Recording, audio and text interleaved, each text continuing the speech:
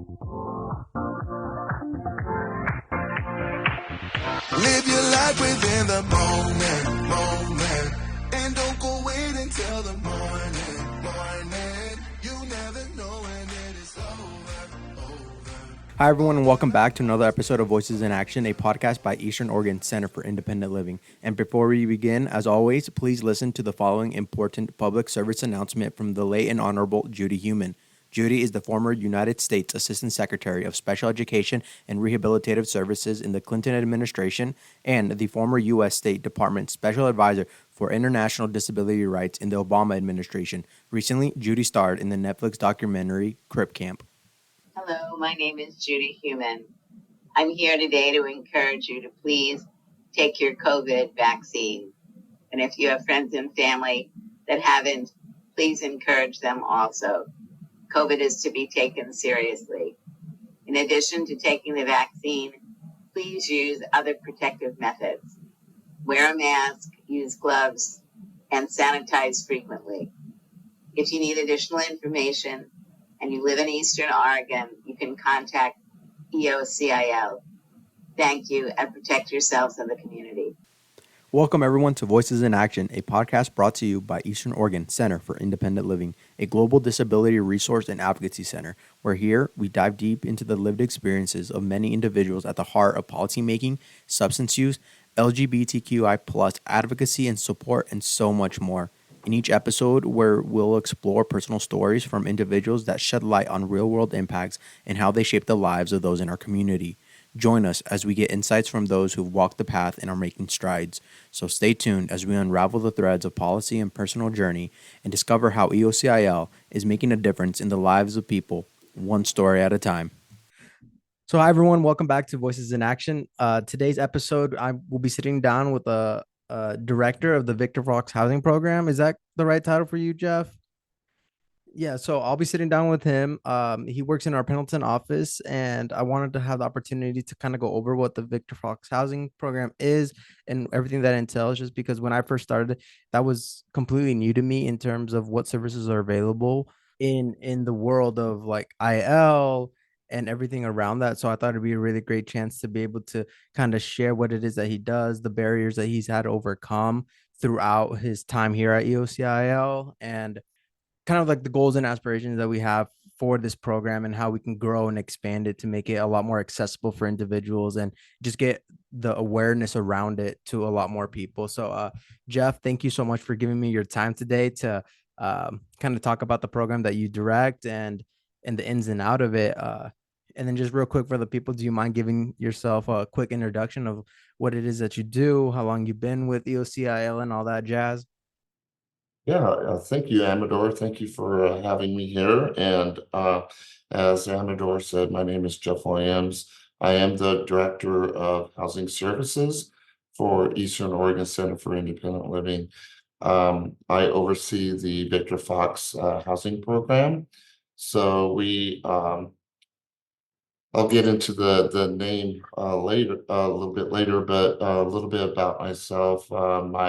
My total background was law enforcement, and up until 2014, I just didn't feel that that was my calling, and I knew the current director of Eastern Oregon Center for Independent Living back then, Heidi Eidler, and she was a wonderful person, friend, and I just wanted a part-time job because at the time I was on disability, and that turned out to be something quite different down the road. The part-time didn't last very long, and unfortunately, she became very ill and um, passed away a few years ago. So that's how I became the director of the Ryan White services. I've been here since 2014. It's been a great ride, meeting so many different people from different walks of life.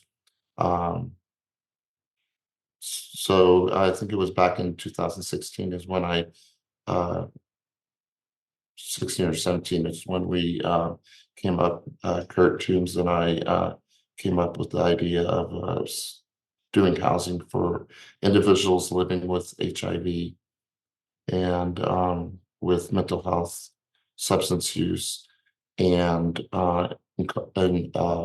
justice involved.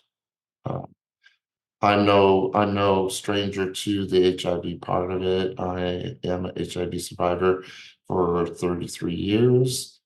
I also have substance use in my background at a young age, and have had been homeless one time for a very short time. Thank goodness, in my life. So that's just a little bit about me. Kind of long, but No, that's perfect. Thank you.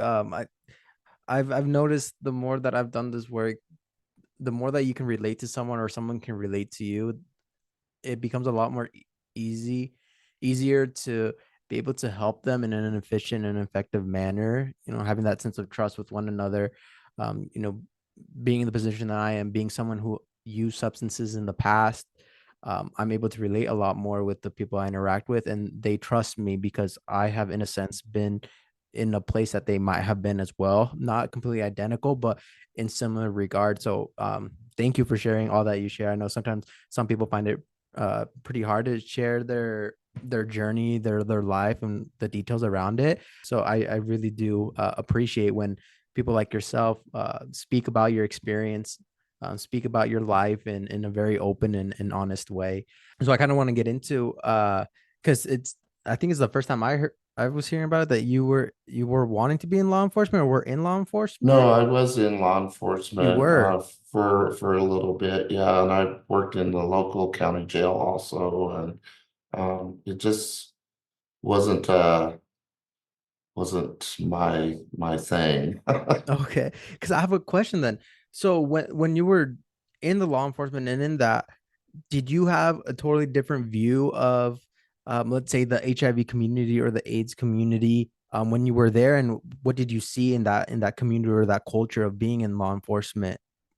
Yeah, it actually wasn't a very good experience for me. At first, when I first got into it, I was a 911 dispatcher and then went to um, being a road officer after that. Um, I did see in my fellow officers that when we did come across somebody with HIV, it wasn't the jokes were passed around and stay away from him. He's got AIDS. There was not correct terminology there. Um, and down the road, when they found out that I was part of the LGBTQ community, um, I wasn't backed up by fellow officers. It became kind of dangerous to me. There was jokes also directed towards me because I was in that community, and I just felt for my safety that it was probably time to go and do something different. Oh yeah, I bet. And I don't mean to date here, but how long ago was all that? Like how old were you? If you don't want to Oh say, I my totally gosh. get it. Um, but I'm just curious This because I definitely there's been a started, change in like the understanding of what HIV is and yeah, AIDS and the U equals U movement and everything like that has definitely drastic changes between then, which I'm not saying then as in like way back then, but then. yeah. So Amador, I will tell you, I started in 1999, and that's probably before you were even born. Yeah. So that does date me, but back then it was fairly new. You know, HIV came out in the 80s, late 80s, mid 80s. And what was your total knowledge before you got with EOC? So like after leaving the law enforcement and meeting up with like Heidi and Kurt, what was your knowledge around like services for individuals in the IL department or independent living department or Well, HIV? yeah. So I was a client with the EOCIL. I kind of found them out um, by accident. And oh, I was going to tell you my law enforcement experience and where I contracted HIV was in a rural setting. So it wasn't in a metropolitan area. So, you know, you expect the knowledge not to be there. Yeah. Um, but, you know, I did know kind of sort of how case management went. I just wanted to give back to my community. And I just felt that if I could help one person with my story or help them go that's going through something that I've already been through, um, that meant a lot to me that I could you know help that person through it. So that was my focus in getting in uh, working with EOCIL, and I just wanted to do more and more and more. Yeah, and I know even in the little time that I've been here with AOCIL, that's still the case. Is we're trying to do more and more and Hmm. more, constantly revamping, constantly updating and improvising, with the times. And I can't even imagine where it is that you started out to where you've come. And we're gonna get into that because I think that's a really interesting story, especially some of the barriers that you had to overcome, either starting out programs yourselves for the state of Oregon or improving on the already existing ones that were really lacking. So that's definitely something I want to get into. But yeah, like kudos to you for doing it for so long and not just settling with what we have, but Hmm. wanting to improve and wanting to grow bigger and help more people. I think that's absolutely amazing. So let's get into it then. So what is Victor Fox Housing? Do you know a little bit about the history about it? Or what, how Um, did it get the name Victor Fox? yeah, so the Victor Fox name came from Victor Fox, who worked with Oregon Health Authority. He was the driving force on getting us the contract to provide HIV services in Eastern Oregon. So we provide services in 13 Eastern counties in Eastern Oregon. And we just felt when Vic passed away that we would honor him since he was such a helpful person to EOCIL to honor him in a way that was near and dear to his heart. So Yeah. Kurt and I, uh, late night, we were at uh, training and we went to the conference room. We were up late at night. We put uh, big posted signs around the room, and we thought, you know, what do we want EOCIL to accomplish in the next, you know, 15 years? And the housing was one of them. It was actually going to be like tiny houses, but this actually turned out to be a better um, fit for EOCIL to own apartment complexes. So we bought one here in Pendleton on Southwest Third, right next to our office building there. It's fourplex. We're in the process of renovating it. I have been. It's almost done, and I took a tour the other day, and it's absolutely beautiful. It's very modern, um, very up to date from what it was.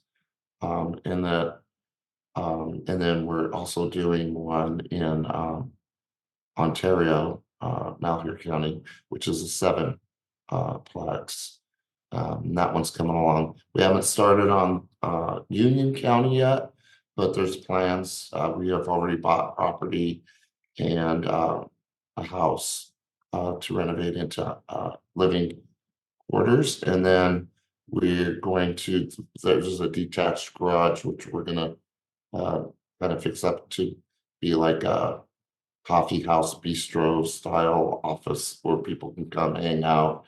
And then in behind that, we're going to do container housing. So that will probably house 3 or 4 people. And was all that Was all that written down in that meeting you had with Kurt that late No, night? Or is this this is all new just stuff that's come about? this new. It's new. We have had several funding streams that came through that allowed us to do this. Um, and so yeah, it's just growing and growing and growing. And I still have a vision for the future. Um, And that's great. So what was it? What was the original plan though? So, because was there anything set prior to this in terms of assistance? I know you mentioned that like Victor Fox was a really big advocate for raising this funding, but was there anything prior to that, or was that legitimately the start of funding in general? so we were originally funded, but to provide just put people into housing, because we didn't have anything that would purchase buildings, but through Measure 110 and some other funding sources, we were able to actually dream bigger and actually purchase our own housing.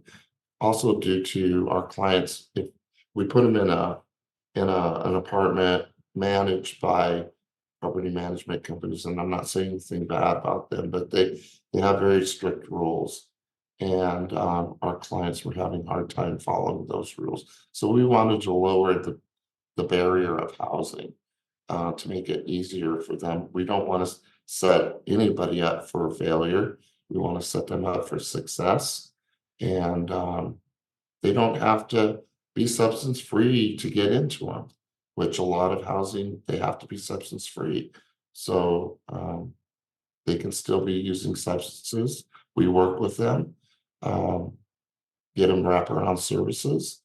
Um, a lot of individuals don't even know how to live in a house or an apartment. A lot of them have been long-term home or houseless. So um, we teach them life skills, which is one of the independent living philosophies. Um, Yeah, and that's something that I've learned not to take for granted. I've been fortunate enough to have a roof over my head, and I remember before like even starting here, and I heard about like we teach them how to like live in a home, how to take care. I'm like, isn't it just to me at the time, and it was pretty, um, I guess like naive or whatever you want to call it. That isn't it just common sense? You take care of the place, you pay your rent, you do this. Like it's just easy, simple things. But it took me a while to understand that some of these people have been houseless for so long that it's not common sense for them. It's something that is completely new to them in every sense of the way. So yeah, it's super important. And yeah, it took me a while to like wrap my head around that it's just because I think something is easy and simple, not a lot of other people have had the opportunity or the luxury of being able to be housed in a home that's actually well kept or that's actually fixed rather than a really run down apartment that's barely hanging on to dear life, and they consider that a nice home, yeah, right? So it, that's great. uh, what I did find out, and I thought the same thing, Amador. I thought, if we place somebody in housing, everything to be peachy keen, the sun will be shining, the birds will be singing, and everybody be happy. And that was not the case. The first person that we housed had been homeless for, gosh, probably 5 years or better. First thing he did was catch the place on fire, so almost burn it down. So that's when we realized that a lot of the clients that are coming to us have a lot of trauma behind, um, through substance use, and it's just I just don't know how to put it, but it's like they are more wrapped into their use than really having a place to live. Yeah, yeah, no, for sure. Especially because I hear a lot of places like a place to live is only temporary. Like I can lose it tomorrow. Um, but needing to survive, that's a constant thing that they have to do. And especially a lot of people who use substances are just trying to survive, escaping their trauma, like you mentioned. But when you talk about housing, is it, are you talking about like permanent housing, or is it only temporary housing? And how does that work? Are they staying there for free? They still having to pay a rent or some fee for it? Yeah. So through Measure 110, the housing is free. We cannot charge rent. Individuals that are coming through HIV case management, um, this the program, the Ryan White program pays for them to be in it. Nothing really comes out of their pocket. These are short-term transitional housing. It's just enough time for them to be in housing so we can give them the skills that they need to be successful and work towards treatment or permanent housing. When I hear housing, and I'm thinking, just in terms of like devil's advocate, and one's having this mentality is, why are you giving these people free housing? Why is it that, people who are working not on substances, they're struggling, but someone who isn't taking care of themselves is choosing to do this? Why do they get the free housing? How has it been navigating those types of barriers and discrimination and negativity towards individuals who are like legitimately struggling but have this really negative connotation around them? Because I know, I'll be upfront. I will say what I used to think back in the day, and that would be my thinking is, why are they getting housing if my parents are struggling making ends meet and they're working 2 jobs a day?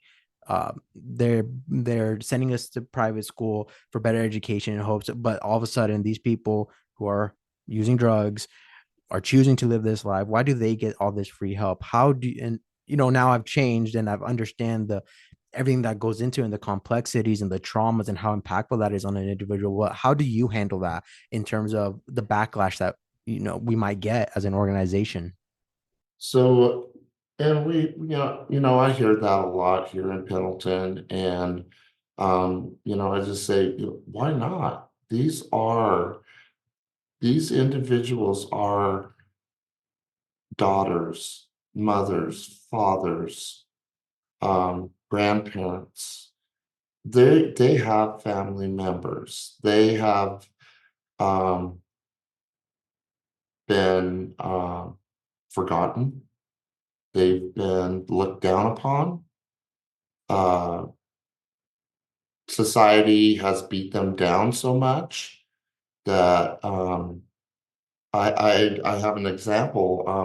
I placed a client who was using substances and placed her in an apartment, and she was over the moon to have that.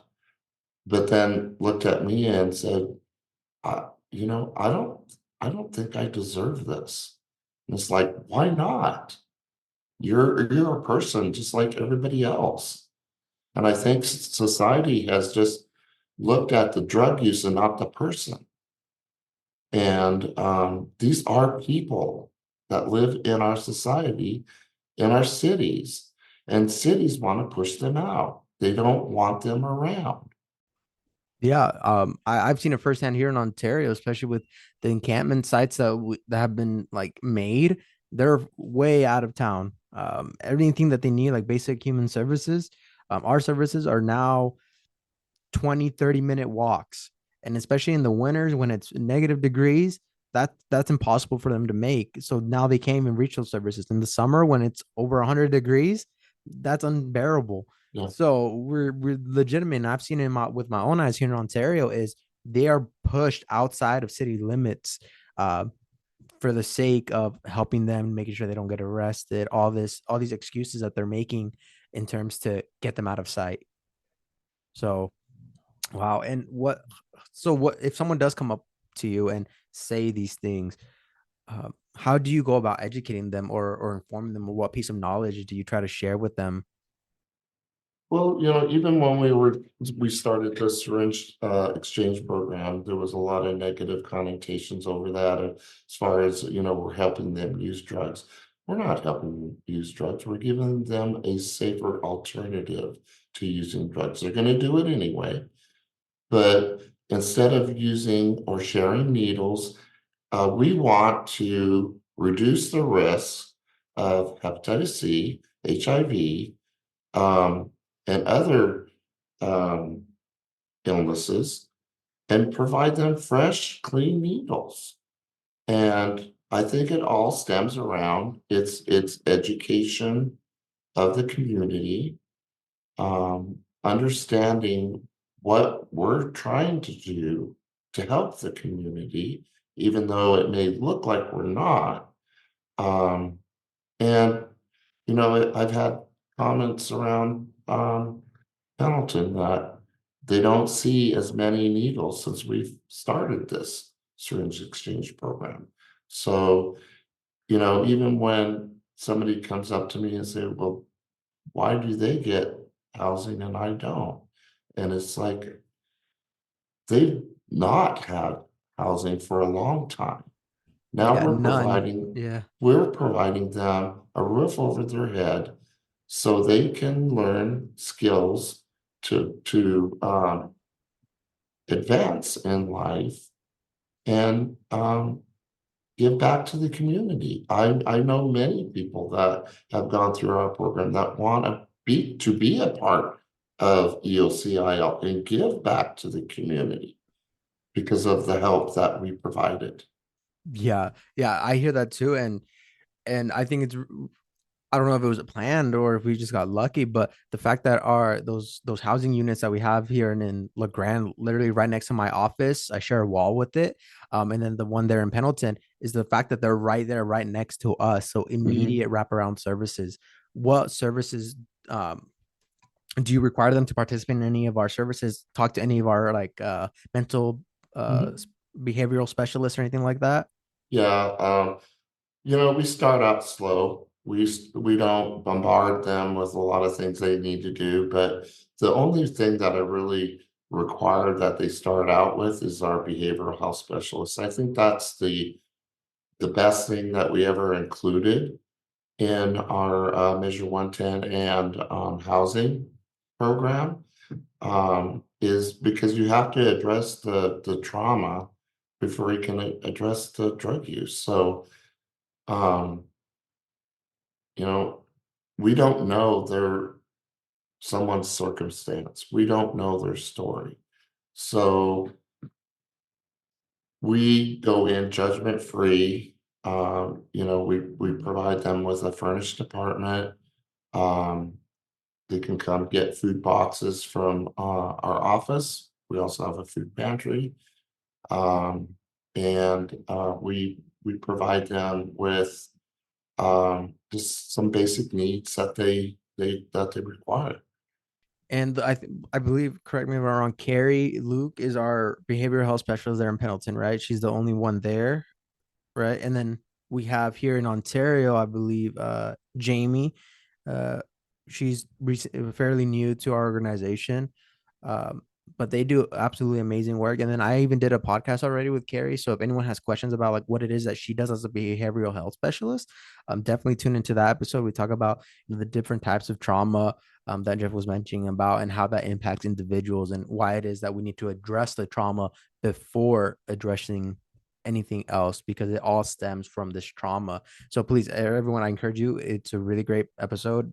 You'll love Carrie. She's an amazing, amazing human Yes. being. So definitely check that out. But coming back to this, I think it is really important uh to not bombard them with so much things that you have to do this, you need to do this, or else you can't.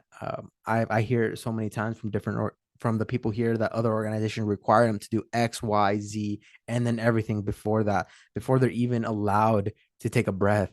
And that's super like discouraging for someone. It's like I have to do all this just so I can live a comfortable life just Yeah. so I can get the basic human necessities that I need. I was really blown away by that as well in terms of reducing as many barriers as we can. Could you touch to some of the other barriers that you've kind of had to overcome? Like when you were first starting out this program, what were the challenges then versus how the challenges have kind of evolved and grown and your overcoming of those as time progressed? I think the biggest challenge that we have is we just don't have enough housing, you know, it's a huge need all over the United States. It's just not in Eastern Oregon. I think we're facing a housing crisis. Um, and rents are so high. It's very frustrating to see not many low income housing units in our community, but there's a luxury apartment complex going up down the street. So, I think we need to really focus on more low barrier, low income housing. Um, my my goal in the future is to expand the housing into the aging individuals living with HIV that are in retirement. A lot of those individuals are abused in nursing homes or assisted living facilities. They're taken advantage of. So my goal is to open up a retirement facility uh, for people living with HIV. Wow. And I'm assuming you want to do that because is there a big problem in rural Oregon or just in general, um, I think it's in in general. general? Yeah, I think just the elderly in general doesn't mean, even if they don't have HIV, they're vulnerable and they're susceptible to abuse and neglect, theft, you name it. So if someone is experiencing that type of abuse or discrimination, a person aging with HIV, a person aging with substance use, where would they go to essentially report this or get a consultation about what's being done to them and if it's just or fair or if they're being mistreated?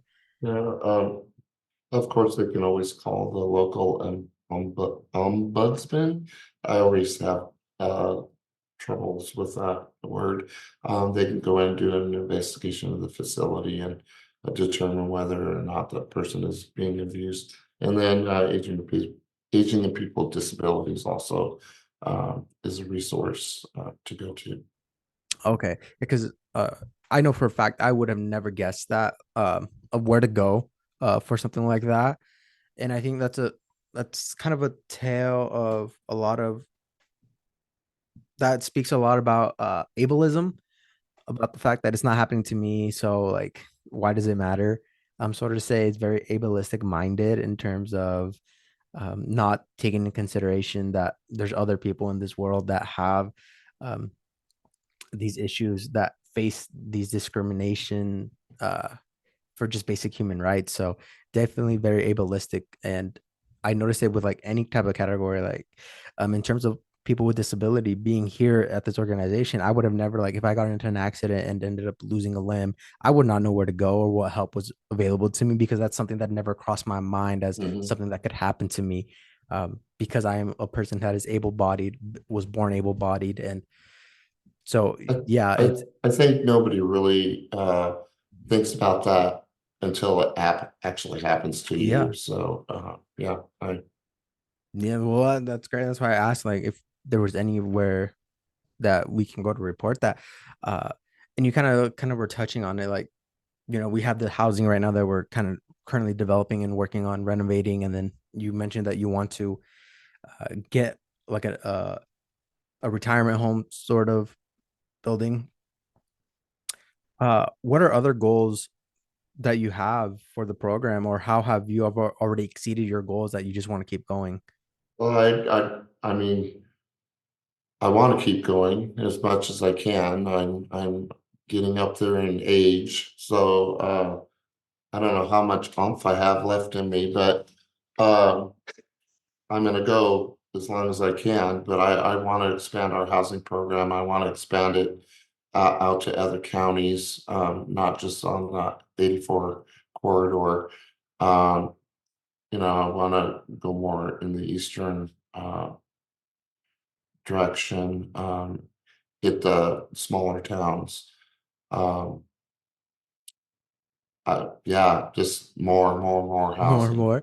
And Yeah, then, so how can not only the folks listening, but anyone in like any community partner setting, how can we help support? Like, is there certain legislation that we should be paying attention to? Are there certain meetings that we should attend, or how do we help advocate and help support uh, these services and help bring them into light and awareness of the need? yeah. We actually thought about um, going to the legislature and asking them to fund HIV housing. Um, we haven't got to that point yet. Um, but it's when you get into that part, it gets a little confusing to me. But Okay, yeah, no, just because with times changing and everything, you just always hear this bill is being passed, that bill is being passed, and we just sometimes it gets confusing in the moment of like what's actually happening, what's getting cut, what's getting supported, what are they trying to kind of keep on the down low in terms of raising awareness or support for in terms of these programs. So yeah, right now, I'm not aware of anything that's uh, in legislature right now. okay, uh, okay, yeah, definitely. And then so kind of just going over again the Victor Fox housing, kind of doing an overview on this because I do want to be respectful of your time and I don't want to take up too much of it. So I just want to go over kind of a quick overview of Victor Fox Housing. And so I'll ask you a couple rapid fire questions. So Victor Fox Housing, who is it intended to serve or help?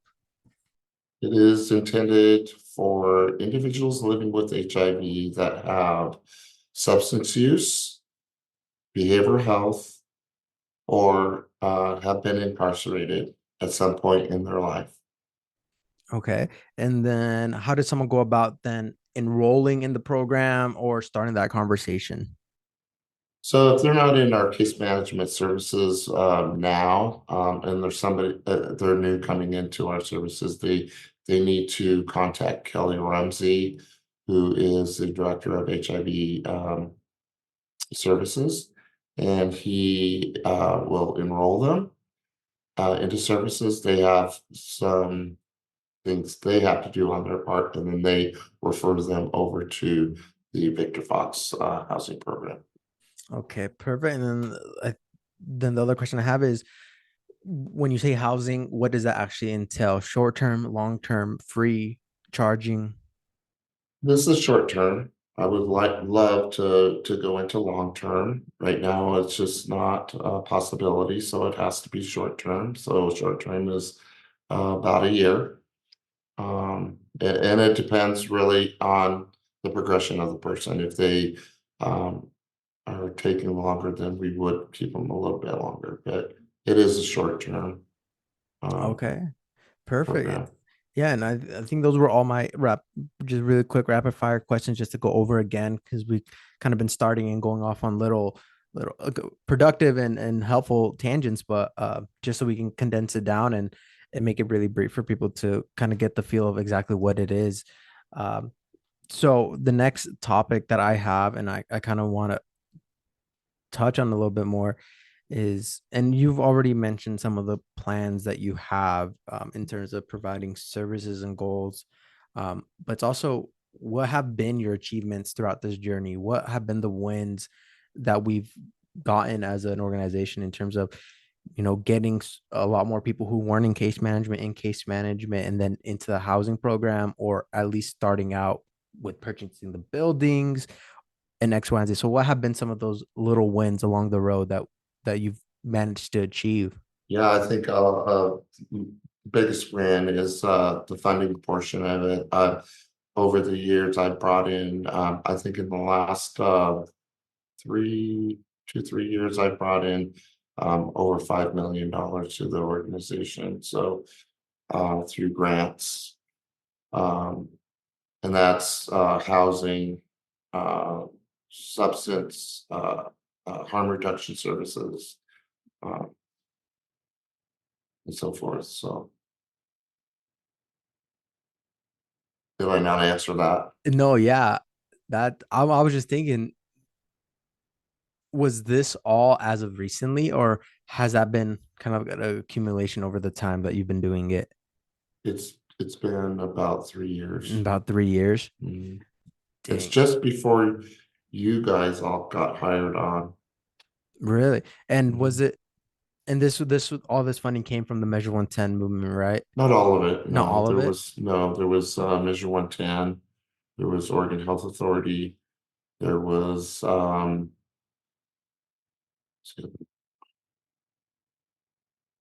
oh, the biggest one that I'm most grateful for the funding is our Eastern Oregon uh, care or coordinated care organizations.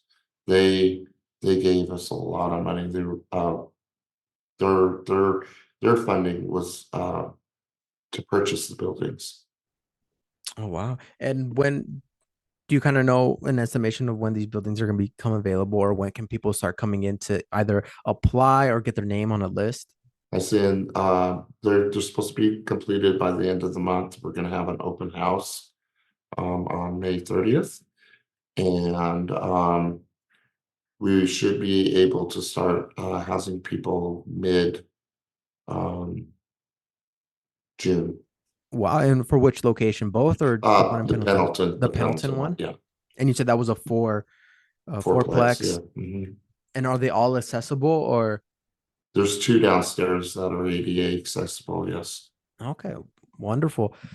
And I just have some wrapping up questions here at the very end, before I let you go. If someone has any questions or comments about any of like the Victor Fox housing, who do we direct them to, or who should they go to? Either yourself, or do you have other team members, or Yeah, what's the I best have way? other team members. I have housing navigators that work uh, in the program, but they can just contact me um, at 541-276-1037 at extension 201, or they can email me at jeff@eocil.org. Okay, perfect. And then any final thoughts or messages you have for the audience listening? This could be anything in terms of what the Victor Fox housing is, any, you know, moral support for discrimination, harassment, or any final message that you have that you would like to impart on us.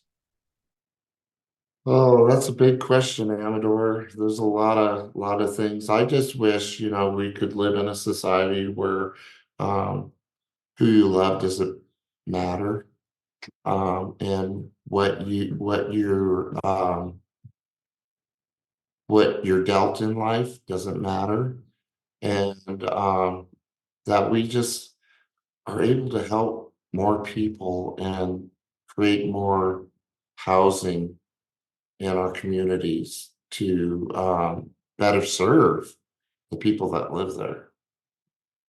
All right. Well, thank you so much, Jeff, for your Thank you, time Amador. and talking about the Victor Fox housing. And like he mentioned, if you have any questions, don't hesitate to visit us. Jeff is situated in our Pendleton office, but we do have offices in the Dalles, LeGrand, and Ontario. So please search us up online, go to the office, meet one of our staff members there, ask them to direct you to either Jeff or one of his team members. Give us a call. We're more than happy to have a discussion, help educate, help spread awareness of this. And if there's any way that we can help support you, whether it is through Victor Fox Housing, we're more than happy to do that. With that, everyone, thank you so much. And thank you, Jeff. This has been Voices in Action, a podcast by Eastern Oregon Center for Independent Living. Live your life within the moment. And don't go wait until the morning. You never know when it is over. All that I know is we'll get older. So let us dance this night away.